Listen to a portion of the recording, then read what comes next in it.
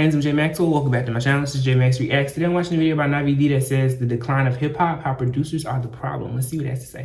If you're a fan of hip hop, let me ask you a question. Are you bored? Does it feel like you've been hearing the same song over and over again for years now, like nothing in hip hop has changed? If you feel like this, you're not crazy. In the last 5 to 10 years, hip hop has become more and more stagnant, and there's less innovation than ever. But why? What is happening? Many people blame the music industry. Hip hop has become the #1 genre in the world, and some say it's become too commercial. Others blame streaming platforms, that music has become more for algorithms than people. But there's one factor that people never talk about, and it's the producers. Somewhere between 5 and 10 years ago, something changed about music producers that no one noticed and no one ever talks about. And so in today's video, I want to talk about this. I think producers are causing one of hip hop's biggest problems, and no one even knows it. Here's how.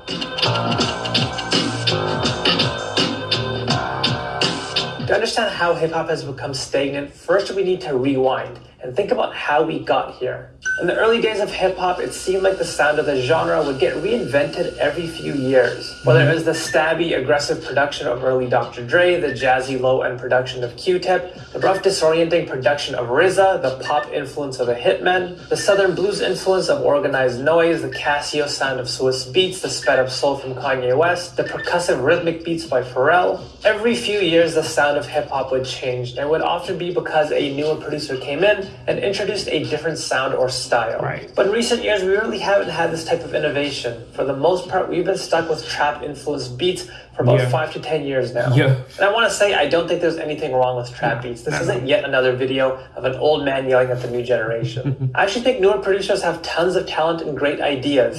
The problem is that the system that we have today stops them from creating these great ideas. Let me explain how. In the world of producing, there are a few different systems. The most common system that you might know is the direct system of producing. This is how most producing used to look. You had one producer who made a bunch of beats, and they would play those beats for the artist directly. Think DJ Premier or Pete Rock making beats for a Nas album.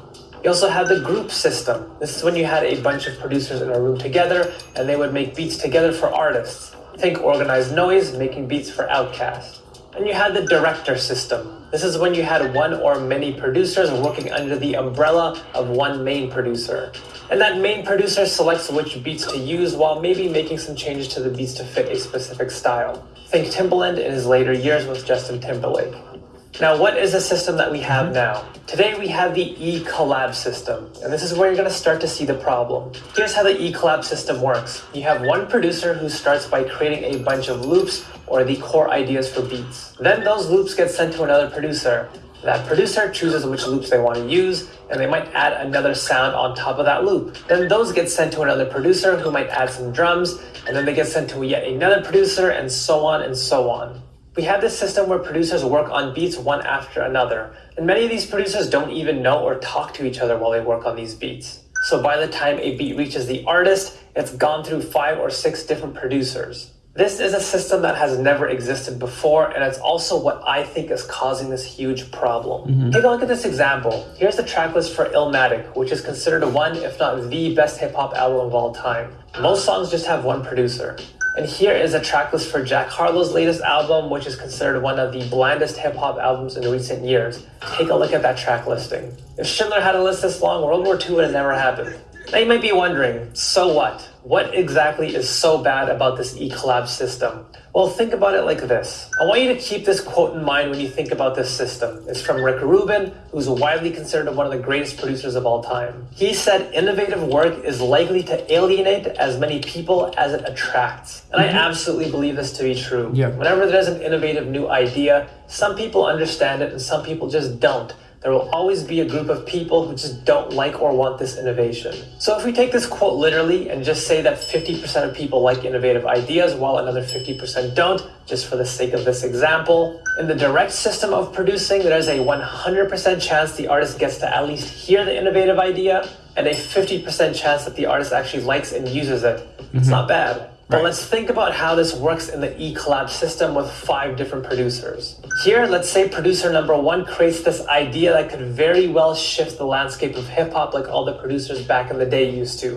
What are the chances that it makes through all 5 other producers successfully? All it takes is for one producer in the system, just a single producer, to not get the idea, to not understand it, to feel alienated. And once that happens, that innovative idea that could have changed hip-hop just dies. Looking at the math here, there's only a 6% chance for this idea to even reach the artist, and a 3% chance that it even gets used. And this is why I think hip-hop music is becoming more and more bland. In the E-collab system, think about what kinds of beats do successfully make their way to the artist. It's going to be the most inoffensive, people-pleasing, accessible ideas. Innovative ideas just don't work in this system. And that's the problem as I see it. While the E-collab system might be great for newer producers to get their first placements, to get their foot in the door, it's just also holding them back from making an impact with their beats and actually innovating. Again, I think there are plenty of producers out there that have brilliant ideas who have the potential to shift the landscape of music. But for that to happen, this system needs to be abandoned. I think producers need to take a stand and eventually start moving away from this system, to eventually start putting out their own projects themselves, or maybe even working with artists more directly again. And I think this can happen. We're actually starting to see examples of what can happen when artists go the complete opposite route of the E-collab system, where they don't involve anyone else in the music at all. An artist who really represents this idea well is JPEG Mafia.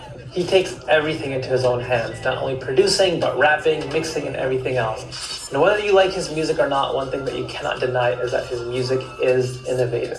So I don't know how you feel, but I'd personally love to see more of this, and getting some new ideas and innovation back into hip-hop. If you feel the same way, or if you think this is nonsense, I'd love to hear your opinions on why in the comment section below. This is just an idea that I had in my head for a while, so I just wanted to share it. Anyways, I hope you liked this video and it made sense. Thank you for watching, and I hope you have a good day. That was a good one. A really, really good one. I think when you think about what he just described as an e-commerce system as well, I think when the beat itself does not really do much, it's so different. It's not different. It's very, the same as what you're hearing. That's why we see these misuses of samples now. And it's so interesting because it's like the beat is trash, but the sample is what kind of helps take it to a new level. And I'm like, okay, it's still, mid because everybody else out here is doing that. So it's like, you got to come with something new. I do miss the days when, we saw a shift. And I think, when we start seeing the shift to trap, it just has not shifted again because people they just don't want to take a risk on anything like that. They want to hear it here and there. That's why you see people begin to use, some of that innovation, and it pops for a second, but then before you know it, everything begins to sound the exact same again. And I think that, like you said, that's okay. We do enjoy those moments because, each rapper, each artist will bring something different to it sometimes, but it does feel like a continuous loop of just short songs that just never end. And it's like, come on, give us something different. So, yeah, I can agree with this. I don't know if it's more of I don't know if producers are, I would say maybe the production pieces are a problem. I think the biggest problem is that hip hop is more mainstream and it's now the #1 genre. It's one, it's saturated as fuck, which is great, but it could be greater if there were a lot of individuals that brought something different to the table. And when people actually do something different and, bring something different to the table, everybody jumps on the sound. And before you know it, it's another sound that's just, you continue to hear it everywhere. So it'll be interesting to see how music continues to progress. I miss the Pharrells and the Timbalands, and they're still here, they're still making stuff, but you don't hear that anymore. You don't hear their distinct sound. And I think that's really why, production can be a problem, because you can't identify any of the newer producers. You just can't. If they don't have a tag on their beat, you don't know that they made that beat because it sounds the same. That sucks, but it does. You knew when Timbaland was on. You knew when Timbaland was behind something. You knew when Scott Storch was behind something. You knew when Pharrell did something. Even Puff's team, the Hitmen. You knew when they did something. It had its own distinct sound and feature. Whether it was a hip hop song, an R&B song, hell, even a pop song. I think Timbaland is probably one of the best examples of somebody that could just do it all. and you still knew it was a Timbaland record. Even in this day and age, like the song he just did with Bia, you know that was a Timbaland record. Even without the sample, you would have known that. You look at like Justine Skye's last album that he did, like you know that Timbaland produced that. And that's just crazy dope to me. But you know, again, I agree with Navie, it's missing. You know what I mean? It'd be great to see it back. Nothing wrong with what we have now, but it would be great to see those things kind of trickle their way back in. And it be more mainstream, because when you do hear it and see that distinct sound, like you said, it is more so on a one-to-one basis, and it's typically independent, so it's not pushed and there's no machine behind it. But yeah, this is a good one. I'm doing all kinds of like hip hop and educational videos tonight. I'm sorry for people who wanted to see Mad TV and all that. We'll get back to it tomorrow. But this is good. Let me know your thoughts on it below. Comment, like, subscribe. Until next time, peace.